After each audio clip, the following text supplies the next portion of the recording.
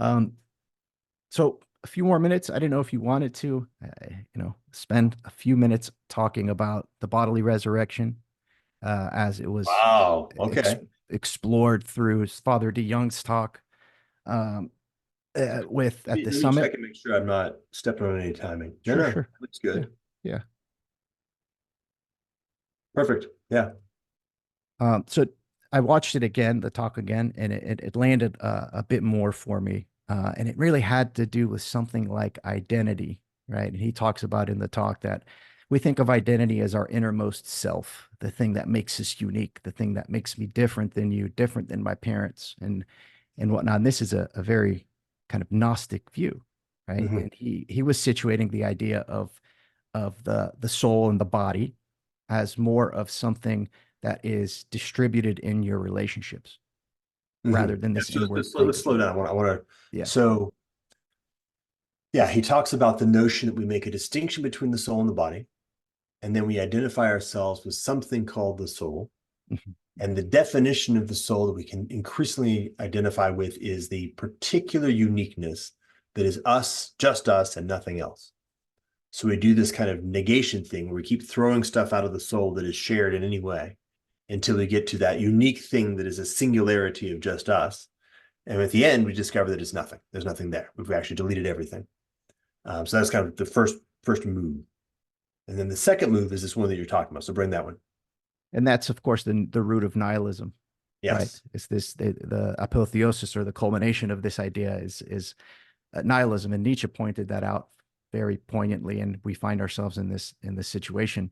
Um, so the talk was on the bodily resurrection, and we think of something like the bodily resurrection as, we will for eternity be situated in a body because it's the idea is the body's resurrected with the soul in a sense. And how can we think of that? Does it mean the material that we're made out of? We recycle our cells every 10 years, and our body obviously decomposes in the earth after, we are no longer here. So what can we think of the bodily resurrection? And he brings it from more of the spatial idea, to more of a temporal idea of the bodily, of your body, your identity is reflected and distributed within the relationships that you have with those that you encounter in the world, right? Something like that. Yeah. Yeah. And So wait, yeah, let's slow go ahead. that down again because this thing is profound. It's a massive shift. Mhm. So then we talk about the notion of the resurrection of the body. And we have two problems. One problem is we've already run into this nihilism when we take the soul as being the only thing that truly is us. And then the second problem we have is then we think about the notion of the body as like, are we kind of like a gold version of Dr. Manhattan from the Watchmen movie? Or is it just like this body, but for some reason it doesn't have bad breath and doesn't need to eat? Or does it need to eat? It does have bad breath, but it dies and it keeps coming back. Like what's going on there? And then, by the way, remember he also put on the notion of the timeline. Mhm. Uh, and is the body resurrected with the soul in a situation which is effectively akin to this life right now, but really, really nice, but also like forever.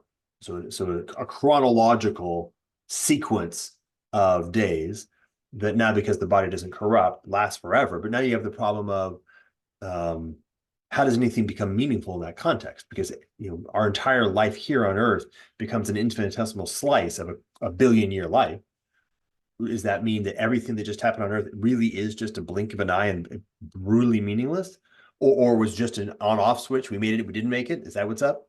So like, okay, so that's where we are. And then he proposes a pivot, a real like a fundamental shift in the nature of what we're talking about, which is that our identity is our relationships. All right, Mhm. now please keep going.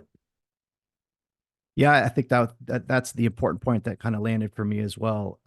What happens to this life when we have life, ever after in eternity? And what happens, after we're resurrected 10,000 years from now? What happens to the memories that we have of this life that we're living in here? Um, and it something crystallized for me of how we can inhabit both time and eternity in thinking through this, right? Mm, And it gave me a lot of like some crystallization that like I've had this experience, and this might be a little bit off, but this experience of when I sing to my son every night, I've been doing it for years now, and the same song, it's John Lennon's Beautiful Boy, right? And there's this feeling that I get, and it's weird, of like spatially and temporally, like my future self inhabiting my body at that time. It's this, there's almost like a bubble effect that happens there, this warp that happens. And all of these, and Father Young talks about these joyful moments in our life, how they are preserved through and into eternity, but as part and parcel of this life in time as well.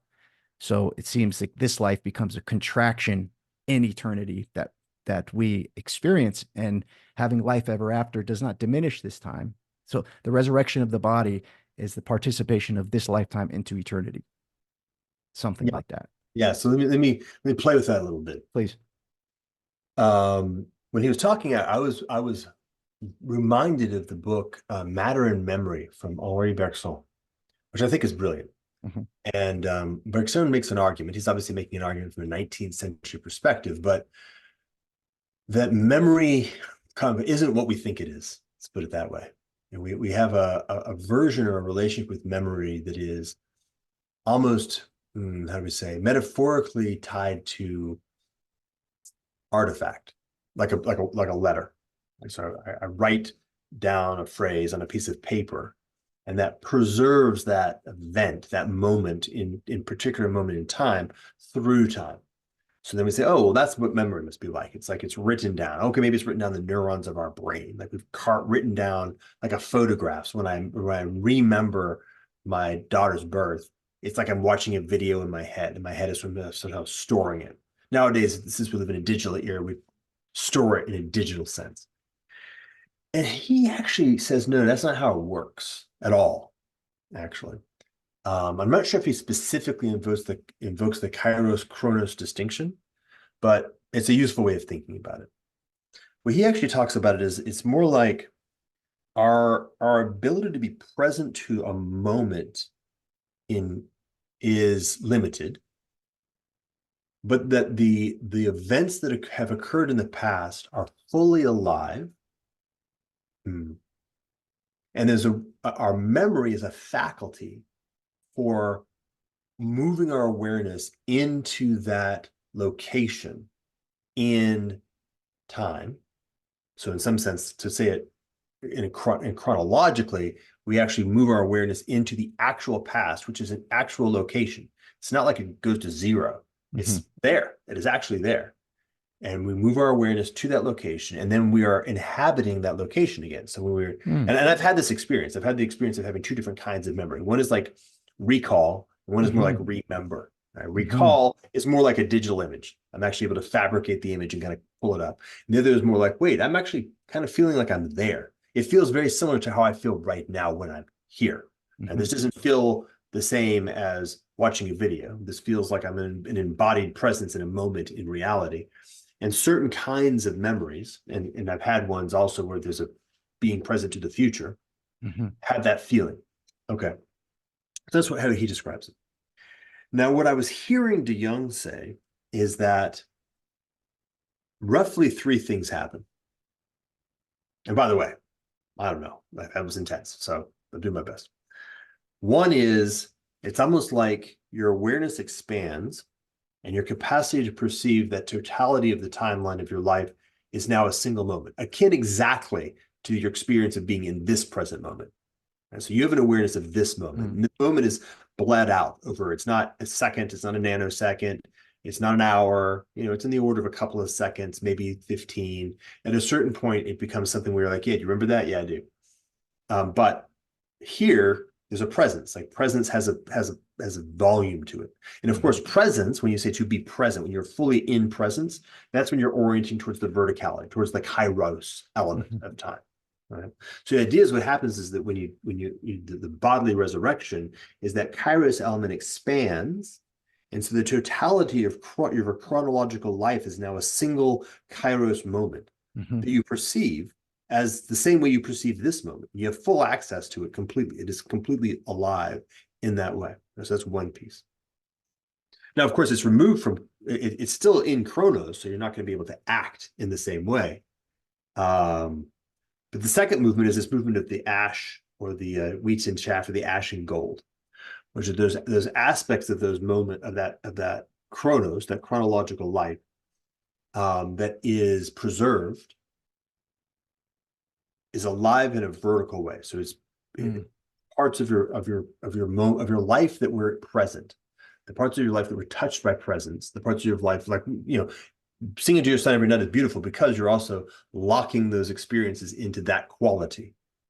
And so those are all preserved. Right? Those are all rendered gold. They're part of that moment of eternity. And the ones that aren't, right? So when he talks about this notion of like what passes away, it's almost like he reverses it. Instead of it being that 50% of the population goes completely away and 50% of the population is sort of all of their lives are put into heaven. He's saying it's more like 100% of the population has the possibility of going all the way, but 50% of your life may actually be evaporated, or maybe 80% of your life, because it was all just playing video games. It's just nonsense. It doesn't actually, it's all chronos, no kairos, to put it in that simple language. In principle, you could have it all kairos or mostly kairos and very little chronos, which is great because then all of that is preserved. Mm-hmm. And then the last move is almost like the verticality, like the timeline, instead of going this way, it goes this way. So now it's like this thing that was this long and has now been rendered into gold and is living in eternity, then begins to be able to expand. What that means, I don't know. Yeah. Wow. Well said, man. You just made it land tenfold. I'm gonna have to chew on that for a bit.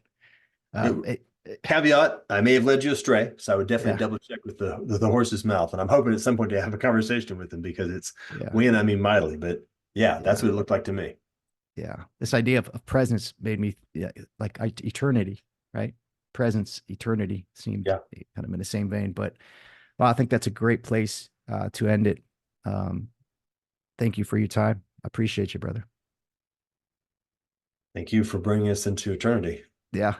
Till next time. All right. God bless you, man. Thank you. Yeah, God bless you as well. Yep.